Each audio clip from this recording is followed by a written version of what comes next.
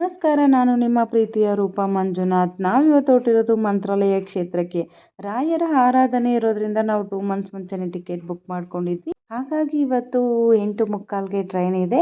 ನಾವು ಮನೇಲೆಲ್ಲ ಪೂಜೆ ಮುಗಿಸಿ ನಾವು ಹೊರಟಿದ್ದು 6:50 ನಾವು ಬೇಗ ಹೋಗಬೇಕಂತ ಹೇಳಿದ್ರೆ ನಾವು ಮೆಟ್ರೋನೇ ಚೂಸ್ ಮಾಡ್ತೀವಿ. ಯಾಕಂತ ಹೇಳಿದ್ರೆ ಮೆಟ್ರೋ ಬೇಗ ಹೋಗ್ಬೋದು ಮತ್ತು ಟೈಮ್ ಕೂಡ ಪಿಕಪ್ ಮಾಡ್ಕೋಬೋದು ಅಂತ ಹೇಳಿ ನಾವು ಮೆಟ್ರೋನ ಚೂಸ್ ಮಾಡ್ತೀವಿ. ನಾವು ಬಂದಿರೋ railway station Yeshwantpur railway station ಆಗಿದೆ.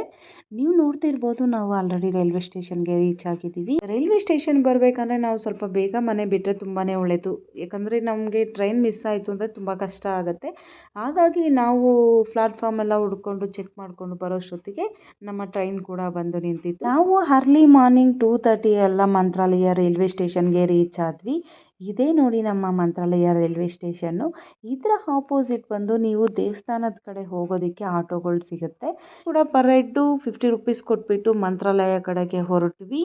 ನಾವು ಯಾವತ್ತೇ ಆಟೋದಲ್ಲಿ ಬರಬೇಕಂದ್ರೂ ನಾವು ಬ್ಯಾಕ್ ಸೈಡೇ ಕೂತ್ಕೊತೀವಿ. ಯಾಕಂತ ಹೇಳಿದ್ರೆ ನಮ್ಮ ಜರ್ನಿ ಎಂಜಾಯ್ ಮಾಡ್ಕೊಂಡು ಹೋಗೋದಕ್ಕೆ ತುಂಬಾ ಇಷ್ಟ ಆಗುತ್ತೆ. ಹಾಗಾಗಿ ನಾವು ಬ್ಯಾಕ್ ಸೈಡ್ ಕೂತ್ಕೊತೀವಿ.